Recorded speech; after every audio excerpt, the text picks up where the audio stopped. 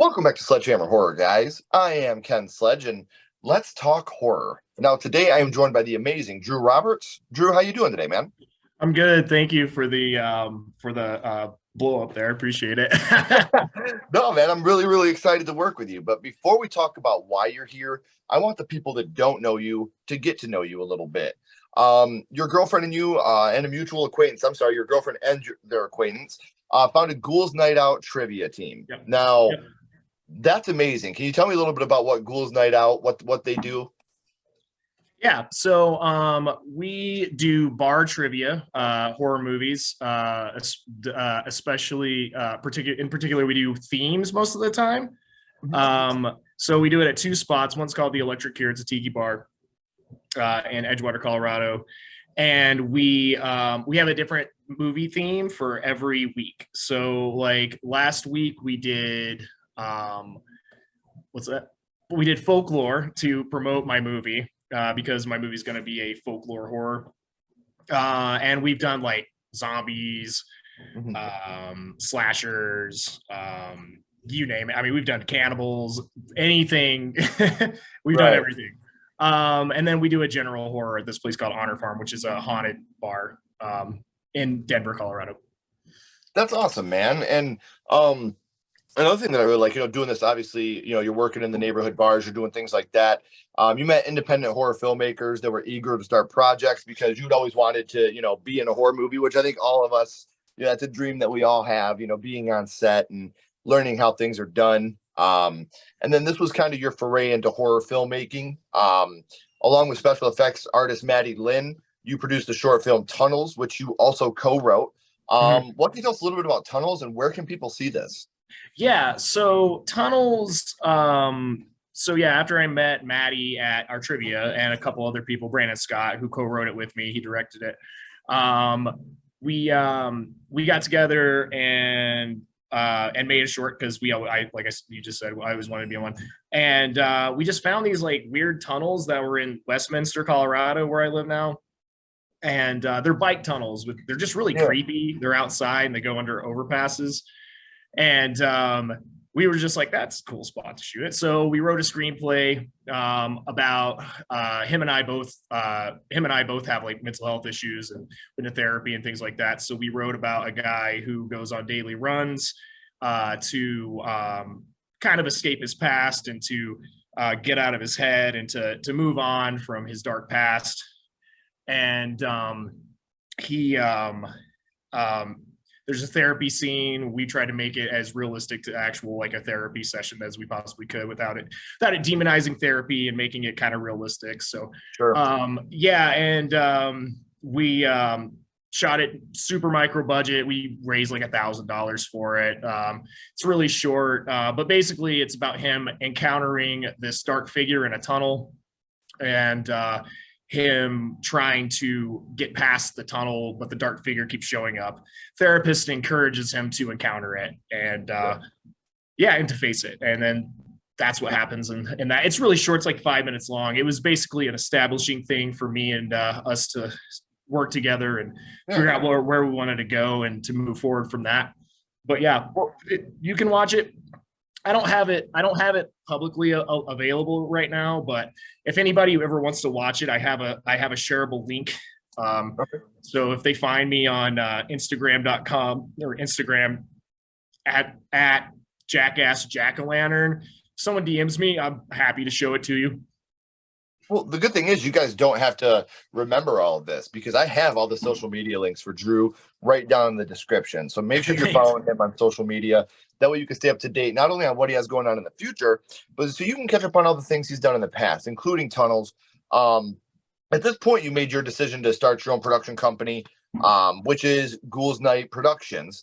That was born. You've been working nonstop ever since. And I know that NDAs and stuff like that, especially when you're young in a project, they exist. But do you have anything coming up down the pipeline that you can tell us about? Yeah, well, we're working on one right now called I have an Indiegogo for it, Hermit. Okay. It's a part of my my first series ever, written, directed, and produced by myself. It's called Mythos is the name of the series. So it's going to be a series of shorts, and they're all going to be based on folklore, forgotten folklore. This one, I don't really want to tell anyone what the creature is. I kind of want them to figure it out themselves, or like Yeah. I threw in hints, but I'll give you a hint that it is based on it's like a kind of like it's a Hermit of the Woods type situation, which a lot of horror has been written about, and it's changed through a lot of things. So my first one's Hermit. I'm in pre-production right now. I have been hustling my Indiegogo nonstop, which I'm sure you probably have a link to that on there. Yeah, thank you. But yeah, so that's the first one of the series. It's going to be a short. It's probably going to run around 20-30 minutes. And then I have one written. I have a pirate horror short written, but which like who does pirate horror? Like nobody, Right. So that's one that's coming up. And then I have one about a failed like experiment that I want to work on too.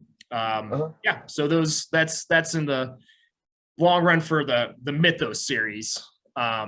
Yeah, we have some stuff coming up. Like Maddie's working on a sci-fi horror with her dad right now that he's producing, and that's going to be a feature, which is really cool. Yeah, that's awesome, man. Yeah, and then we have D. Ryan Mowry. We're making a short with him coming up. He's worked with Trent Haga from Trauma. Yeah.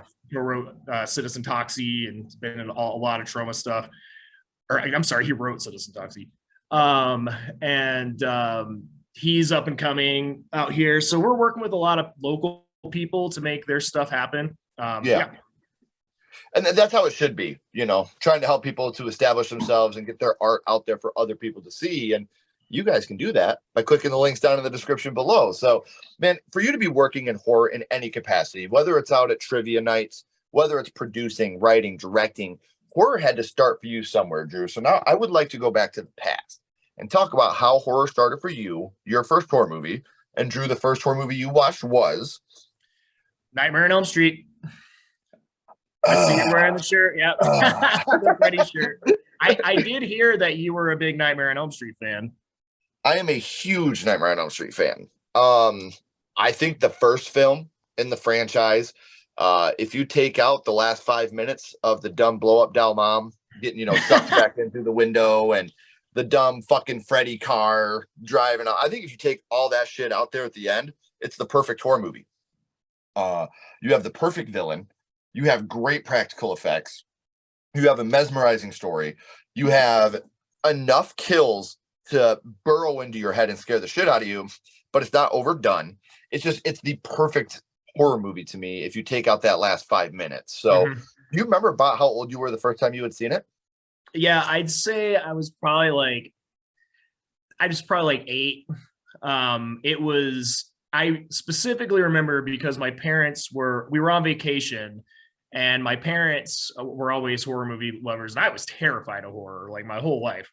Well, not, now I'm obsessed with it, but when I was a child, I was absolutely terrified of horror.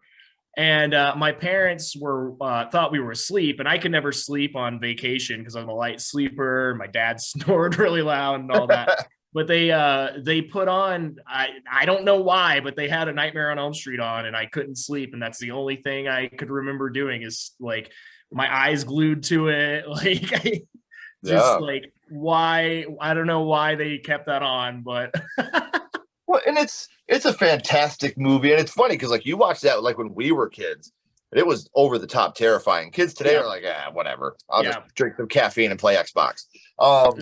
So we know that you watched it with your parents at a very young age, but do you remember which scene it was that affected you the most?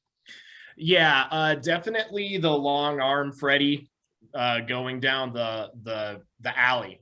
That was the scariest part. It's always like, now that I watch it as an adult, I'm like, okay, that's like an artsy fun like thing they did. But like when I was a kid, that just scared the fucking shit out of me, man. Like, dude, and it looked so good. Yeah. Like that scene, just when he's dragging, and you see his claws go up against the wall, and it causes the sparks. And then right after that, you get one of Freddy's infamous one-liners from the first movie. Watch this.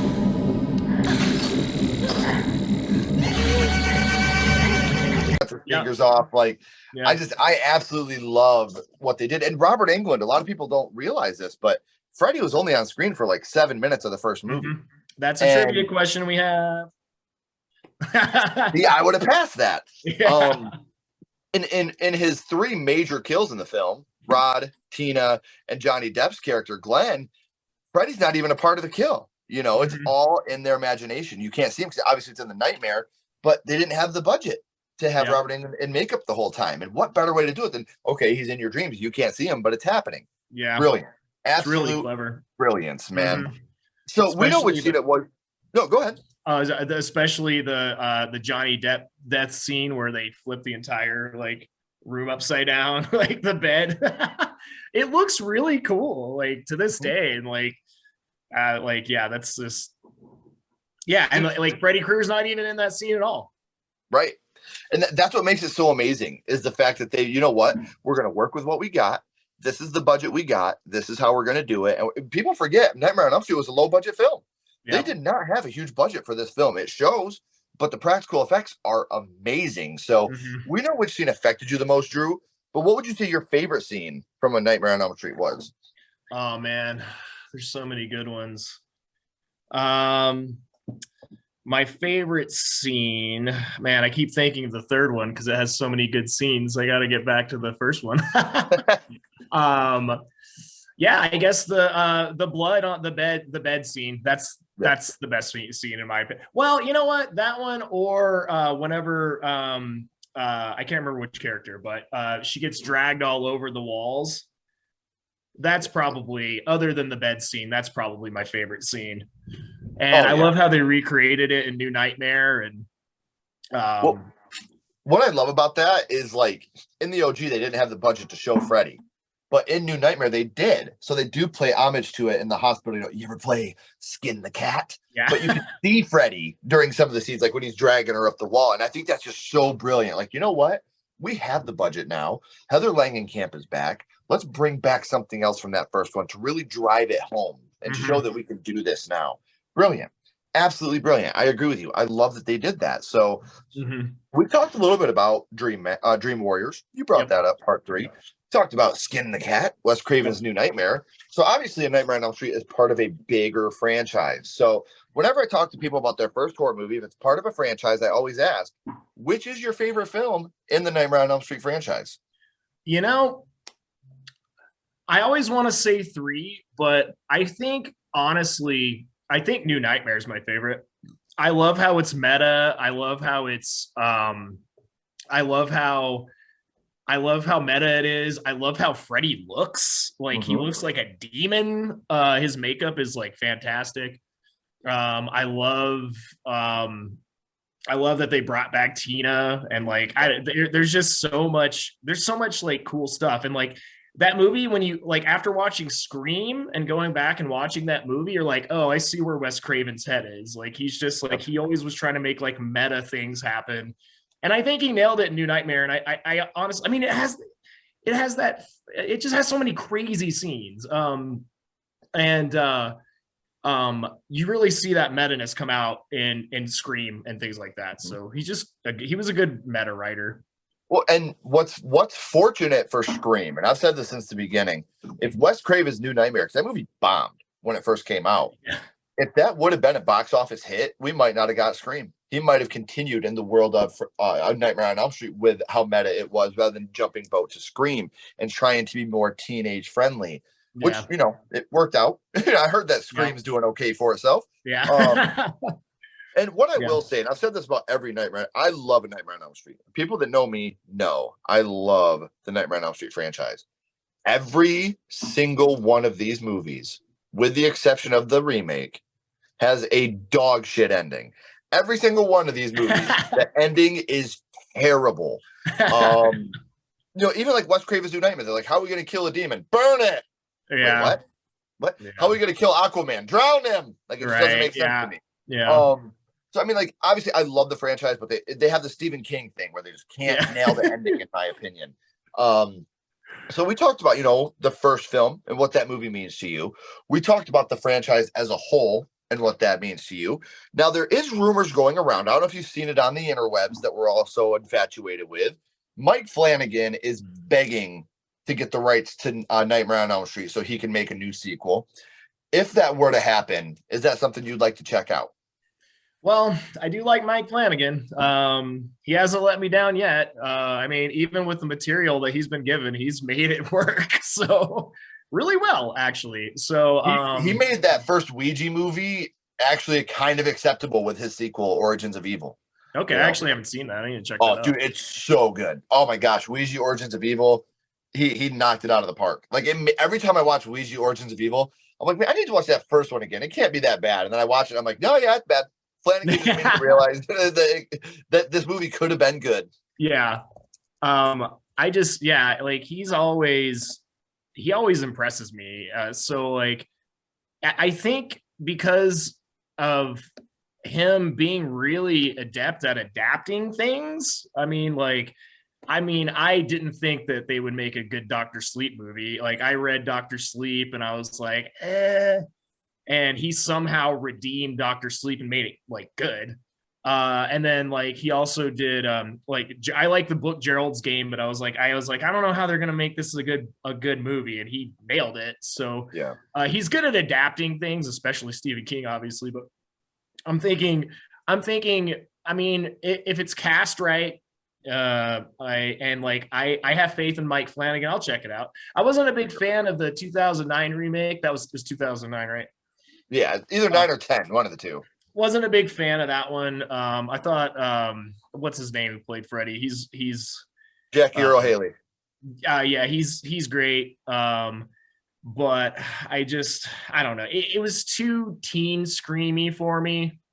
And I think that worked better in the 80s. I don't like teen screams. It's hard to pull off nowadays. But yeah, I mean, I honestly didn't know that he was they were talking to him about directing it. That sounds pretty cool.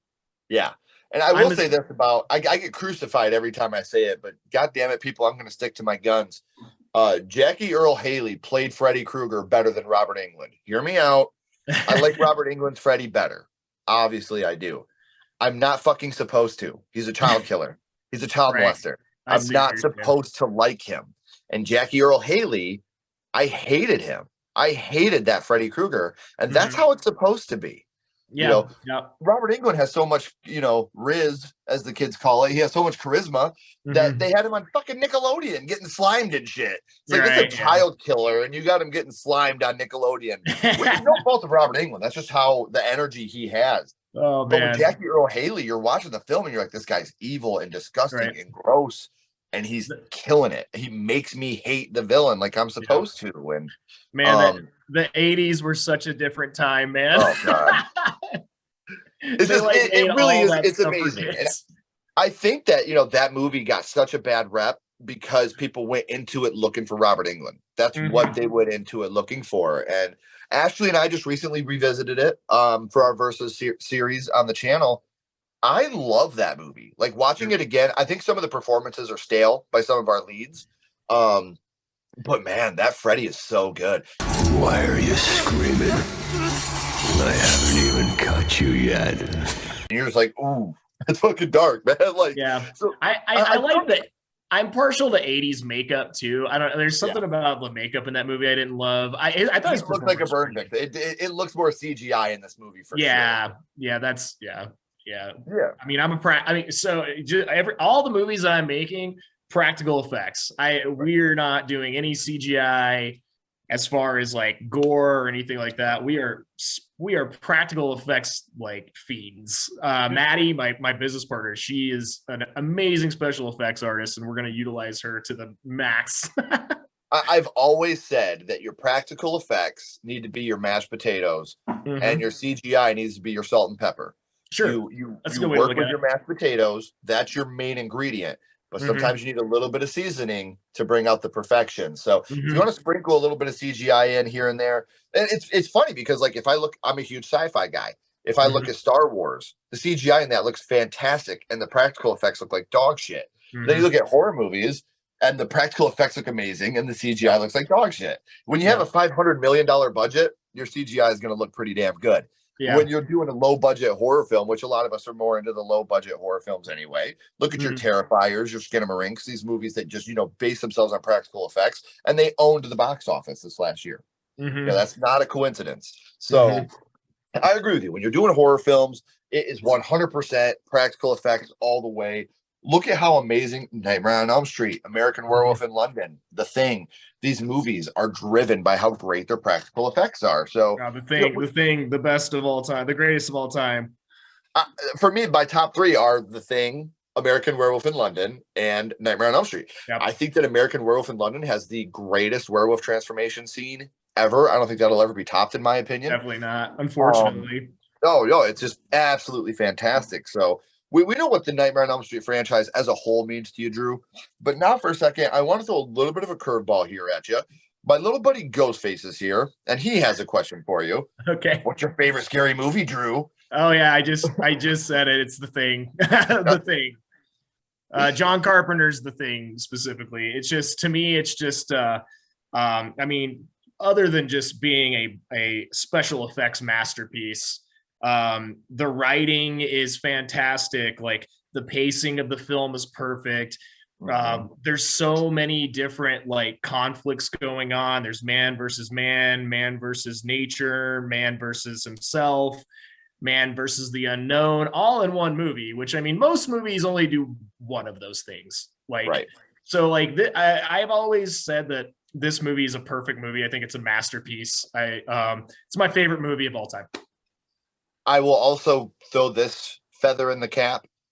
The most, and I mean number one, the most underrated score of any horror movie ever is John Carpenter's The Thing. Yeah. The score for that movie is just sweeping, man. Yep. And I'm not just talking about when they have the score, the absence of score at times, the absence of music. And it's just, it knows how to build anxiety. It knows how to, make you sit on the edge of your seat and like, come on, jump at me already, so this feeling can be gone, break this tension. And I will even go as far as to say my favorite Carpenter film, yes, over Halloween 1978. The Thing is just leaps and bounds, in my opinion, better. And it's unfortunate that the only thing we've ever gotten as a continuation of that is the prequel in 2011. Please, YouTube gods, please just release the other version of that film. I really want to see the practical version. I'm dying to see it. Please. Please. So, man, I've had an amazing time, Drew, talking to you about your first horror movie, your favorite horror movie, and some of the things that you've done. And for those of you that haven't already, there's some social media links down in the description that need your love. So make sure you're clicking those and following Drew on social media. But before I let you go, Drew, we always end this with the same question. We're going to bounce back to the original Nightmare on Elm Street. And what we're going to do is rank this on a skull count. Now, we're not ranking the movie on acting, production, score, direction, nothing like that. We're not being critics here. What we're doing here, Drew, is strictly ranking A Nightmare on Elm Street on how much it affected you on your first viewing. So 0 skulls being not effective, 5 being extremely effective. You can use half and quarter skulls anywhere in the middle. Drew, what would your ranking of Nightmare on Elm Street be? Well, considering it like scarred me for life, I'm gonna say 5 out of 5. I mean, I have to. I mean, like, completely true. Like, this is not me lying whatsoever. I have a friend that I grew up with. And again, horror movies affect everybody differently. Some people watch their first horror movie, they love it. His first horror movie was A Nightmare on Elm Street. The scene with Rod in the jail and the sheets scared him so bad that, like, through our whole childhood, he would never sleep with sheets on his bed. He wouldn't watch horror movies. Like, that ruined him, man. Like, it really affected him in a huge way. And I think about him all the time. And like, what's he doing? I wonder if him and his wife have sheets on their bed. Like, I wonder stuff, like, or his husband. I don't know, whatever he's doing now. I wonder if he still sleeps with sheets on it, without sheets on his bed. So, it's amazing to see what these movies can mean to us in so many different ways. And I'm really excited to see what the future has for you, man. I'm very excited to watch Tunnel. I hope that you guys all do the same. Make sure you're hitting him up so you can get your own screener link to that. Like I said, you don't have to go far. All you gotta do is scroll down just a tiny bit, and those links are right in the description. Yeah, and definitely check out my Indiegogo for Hermit that's coming up. That one's gonna be it's gonna be more high budget. It's gonna be really fucking gory. Mhm. I guarantee you, it's gonna be gory. I'm a huge gore fan, always have been. I want to make gore movies, and I want to make stuff that you guys are gonna like. So like I have a lot of cool perks on there too. Like you can get IMDb credits. You can get executive producer, associate producer credits. They're still available on there. Get your name on the movie. Like, it's gonna be cool. It's based on some like creepy folklore shit, and like I think you're gonna love it. The more money we make, the better I can make it. So, And that's the big thing. Not only do you get the perks, but you're helping an indie artist make their dream yeah, come true and make yeah, their film, which is getting the perks. That's awesome. We love that. But the bottom line is you're helping art be created, and yeah, that there you can't put a price on that, guys. So yeah. if you have the funds available, I know that it would mean the world to Drew if you were able to help that out. You really would. So make sure you're clicking those links. Drew, please don't go anywhere, man. I got a couple more questions for you. Sure. Also, guys, if this is your first time here, make sure you like, subscribe, comment. Let us know what you thought of today's episode, and make sure you follow us on social media. All those links are in the description as well. And until next time, guys, keep talking horror, stay what you are, and we'll see you guys soon.